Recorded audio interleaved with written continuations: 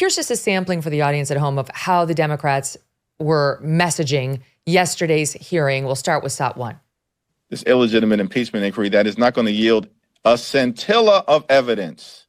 The majority sits completely empty-handed with no evidence of any presidential wrongdoing, no smoking gun, no smoke. Here we are in our first hearing. No one has any actual knowledge or evidence. There's nothing new here. Thank you to Mr. Donald Trump for calling this hearing today, as it demonstrates the House GOP and Donald Trump's continued attacks on our institutions and on our democracy.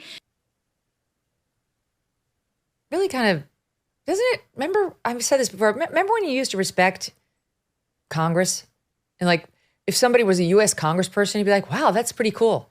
But these people are morons. They're dishonest morons. It's very obvious. They could not get hired in the private sector. Truly. Dan Goldman has that job because his family is billionaires. They own Levi Strauss.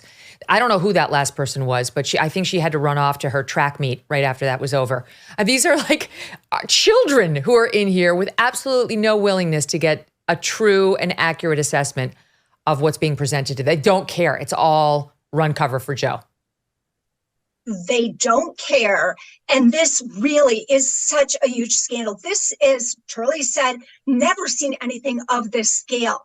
What it's going to take is one Democrat to actually have some courage and say, this is serious. We need to do something about it. I don't know if we're ever going to get to that point.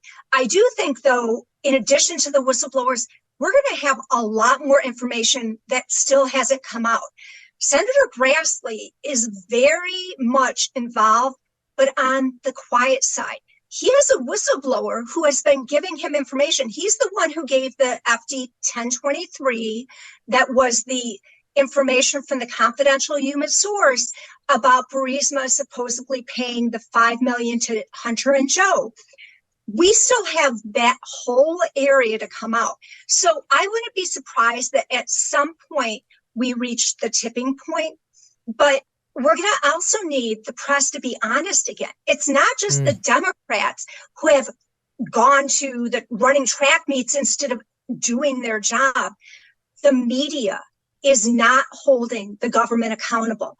This type of scandal should be on the front page of every newspaper.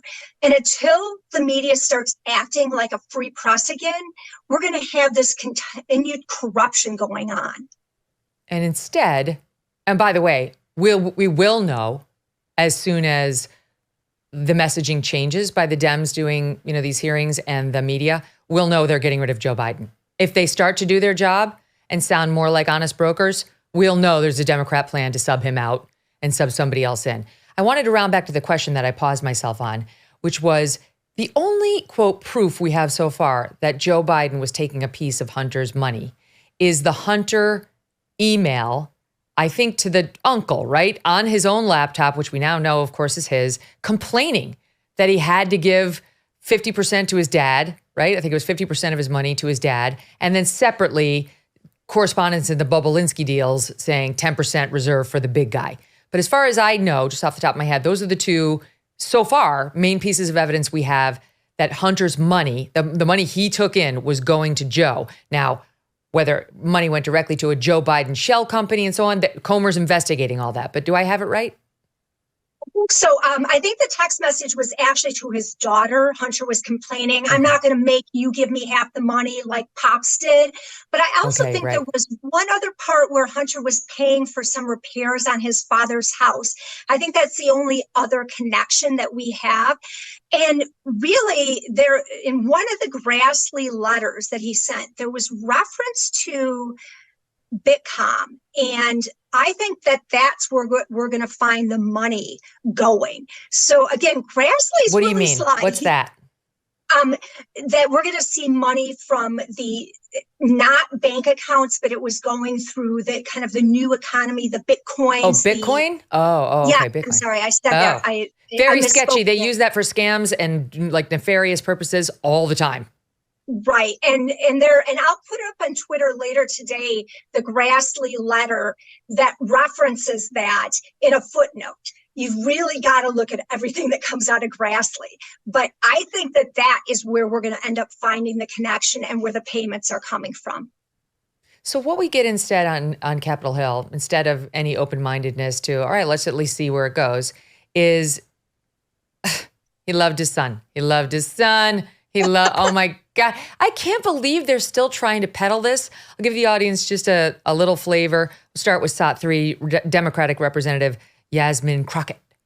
I will tell you what the president has been guilty of. He has unfortunately been guilty of loving his child unconditionally, and that is the only evidence that they have brought forward. And honestly, I hope and pray that my parents love me half as much as he loves his child. Well, I don't think they do. Otherwise, they would have gotten you a proper education. You wouldn't be saying such dumbass things as a U.S. congressperson. Then we've got Democratic Representative Maxwell Frost attacking the Republican witnesses, and you'll hear how he lands it. These witnesses are not giving any answers. They're just asking more questions. We have one witness who has a lot of questions, Ms. O'Connor. Dubinsky, one witness who knows something about accounting but has no real involvement in what's going on. And Mr. Turley stopping here on his way to his next Fox News hit. This is not a serious inquiry. And this entire fake impeachment inquiry isn't about the United States. It's about Hunter Biden. And the only thing the president can be guilty of here is being a father. Oh my God, what a hack. That you could see Professor O'Connor literally drops the jaw, like stunned at how inappropriate those comments were. And the thing is, Margot, the Republican witnesses, the three lawyers, were so measured and like very honest. You know, we don't have it yet, but here's why I think the inquiry is appropriate. And I really hope Joe Biden did not do this stuff, but we should be open-minded because if he did, we need to know. That was the messaging. These were not fire breathers, right? And yet, for example, the attacks on Jonathan Turley, the moron who brought up something 20 years ago when he was defending the sister wives. Remember the sister wives? Yes. The polygamy. And tried to make him sound like he was a polygamist, he was like some sort of a deviant. Actually, we have it. I'll play that too. This is Democratic Representative Raja Krishnamurthy, SOT 7. Professor Turley, in 2006, you wrote an op-ed in The Guardian entitled, quote, "Stop Persecuting Polygamists." There, you likened polygamists to, quote, persecuted minorities, and you said polygamy is, quote, a practice with deep and good faith religious meaning. Isn't that what you said? I represented the sister wives family in challenging a polygamy prosecution. The answer is yes. You've been crusading for legalizing polygamy for years. In fact, in an op-ed in the USA Today, you said that a Utah polygamist named Tom Green, who was also convicted of pedophilia for raping his 13-year-old stepdaughter, should not have been charged with polygamy. Now, Mr. Chairman, Can I respond because that's not entirely accurate. I actually criticized him. What I was dealing with was the constitutionality of what is called morals legislation. And I admit I'm pretty libertarian. Was Tom Green convicted of pedophilia and rape? Government can Was he convicted of pedophilia and rape? The answer is yes.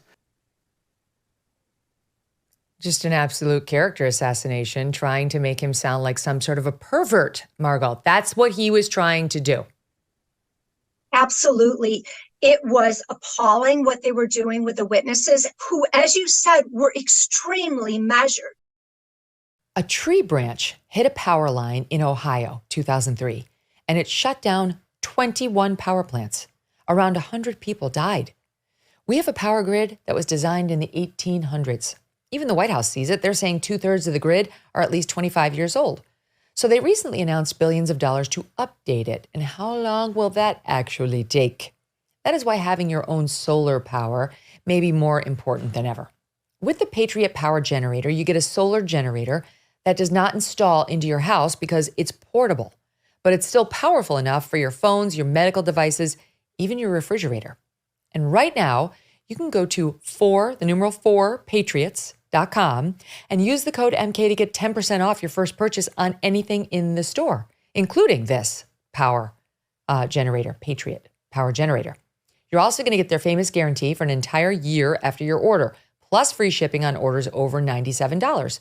And a portion of every sale is donated to charities that support our veterans and their families. Okay, so go to 4patriots.com. Use code MK to get 10% off.